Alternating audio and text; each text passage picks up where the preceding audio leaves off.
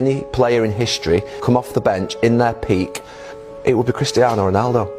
He can score with his left foot, his wrong foot. He can score with his right foot. He can score from distance. He's probably the best poacher now in world football. He can score with penalties. And if you stick it in the box and hang it up there, he'll go and score with a header. I do think he's the greatest football player that has ever lived. Now, he's shaking his head with that.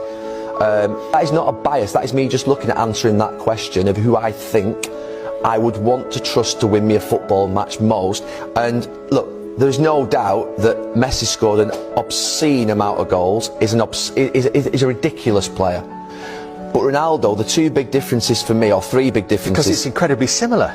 It is. Apart from the wrong-footed goals, the headers, which Ronaldo scored 4 or 5 times more, Ronaldo scored probably, I think, 30–40% more with his wrong foot, and he scored more penalties. The last point, which I think is the most important, is that international record of the most international goals ever. The fact that he's won 5 Champions Leagues with teams that aren't as good as Messi's team.